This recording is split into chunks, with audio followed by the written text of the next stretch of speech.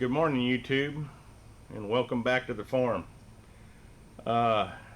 In last installment, we went and disassembled the brakes and suspension components on Penelope Cruz back here, and today we're going to set up new coilover shocks for her and get it set up and start reassembling things and get the front brakes finished. And we took this out yesterday. This is the old shock. It's not blown. There's not anything wrong with it per se, but it's got 93,000 miles on it and it's kind of tired. So first thing we got to do is very carefully remove this little plastic washer. We're going to reuse this, and this is basically so you don't have metal to metal contact underneath there, so it doesn't squeak as bad, and it gives something to give a little bit of flex. And there's not much to this, but believe me, it actually works. So you got to save the little gasket here, and we'll set that off to the side. Now the second thing we got to do, because we want to go back with the stock ride height, and here's why. These are brand new. The springs have to settle a bit before they get to, you know, where they're comfy and exercised and broke in, I guess you'd call it.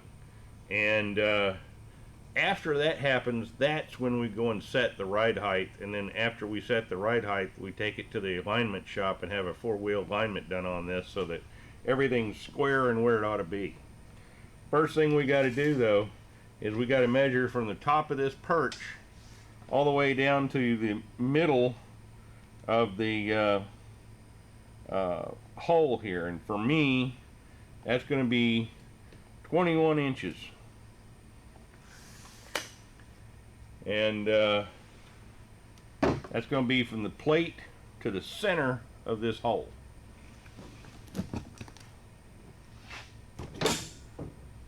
Now we're going to get our new shock out from Godspeed.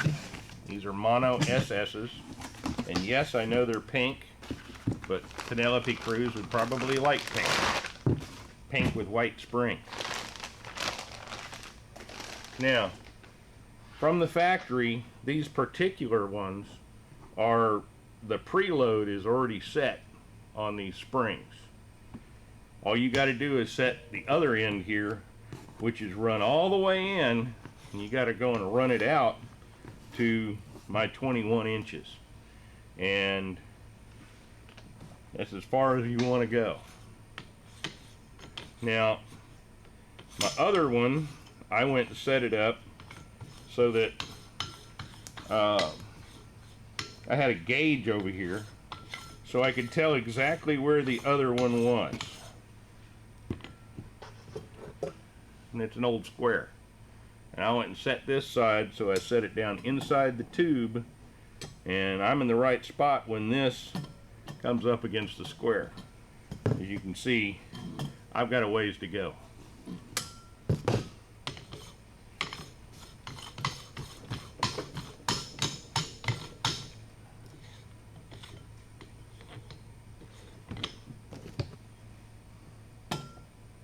Still got a ways to go.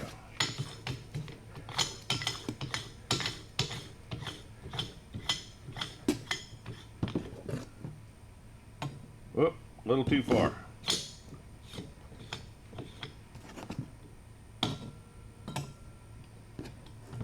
Need to come back out a little bit.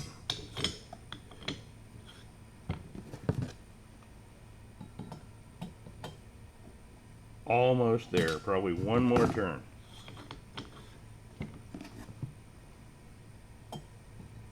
Well, back about a half turn.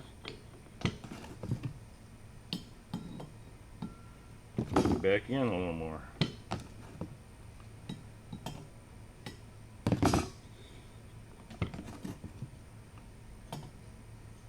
There we go.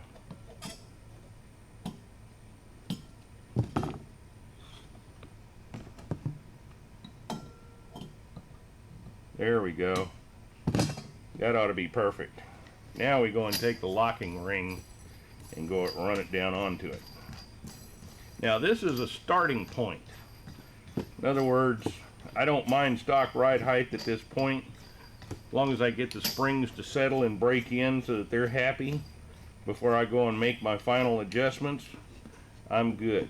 Now you don't want to crank this thing all the way down, because we'll probably make some adjustments once we got them on the car, but you do want to go and lock it down enough so it doesn't move anywhere.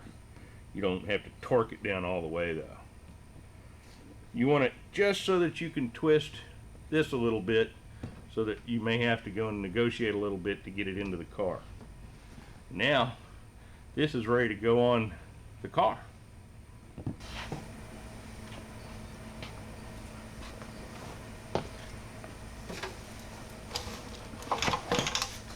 Now we're going to slip it in through the A-arm here, get it close to where it needs to go, and be careful of the paint here. Don't scratch things up with the bolts.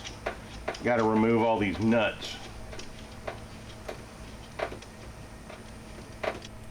And now we're ready to go and put this into place. I'm going to have to step down on this, put some weight on it, and then slip it into place.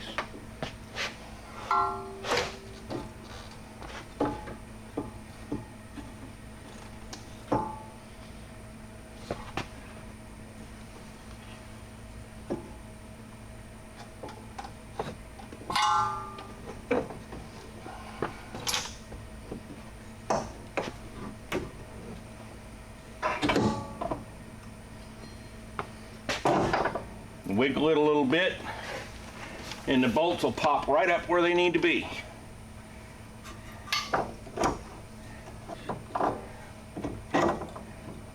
You need to manipulate the A-arm back over close to where it needs to be.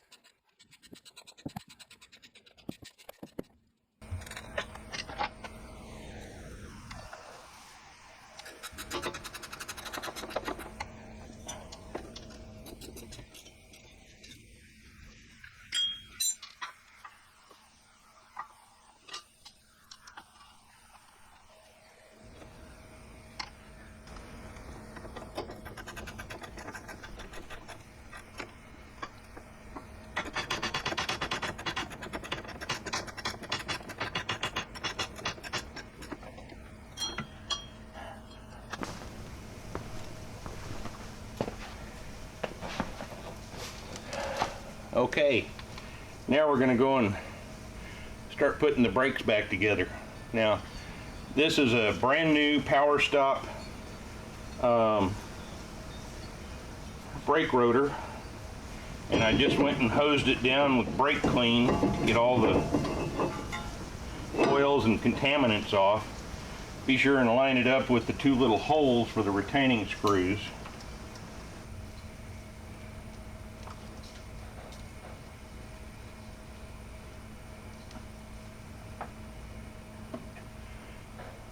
I like to put a little dab of anti-seize on these. because if you don't, this is one of those places where it's liable to rust in place, and if you can't get this thing off, you are in a real world of hurt.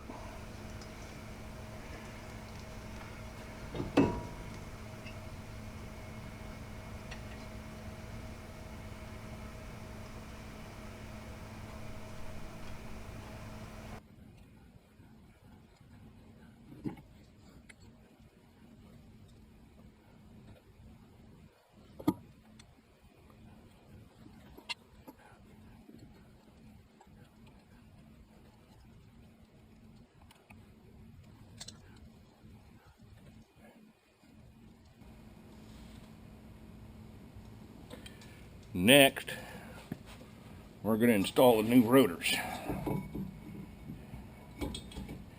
I mean the calipers.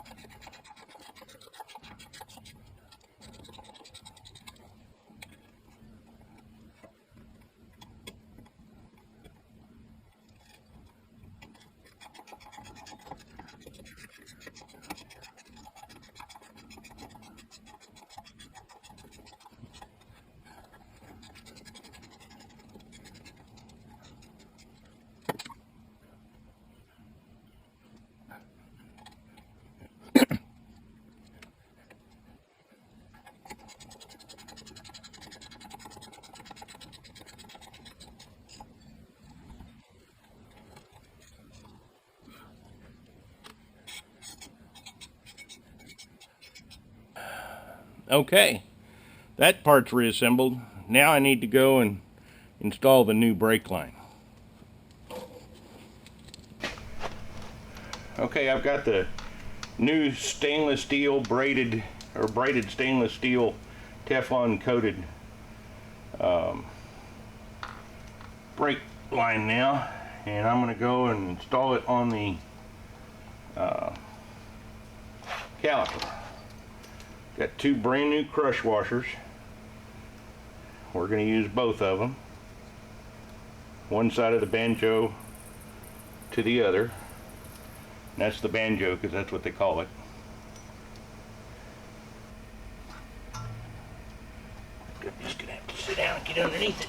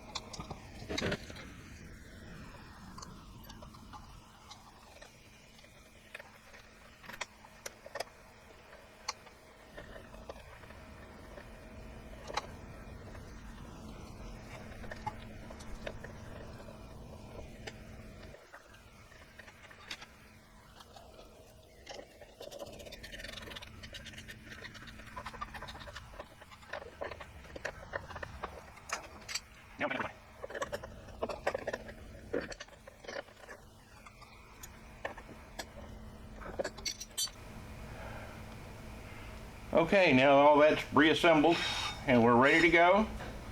Got the brakes all plumbed back in together. Brake bleeding is going to be a different deal because I'm going to do all four wheels before I go and bleed everything.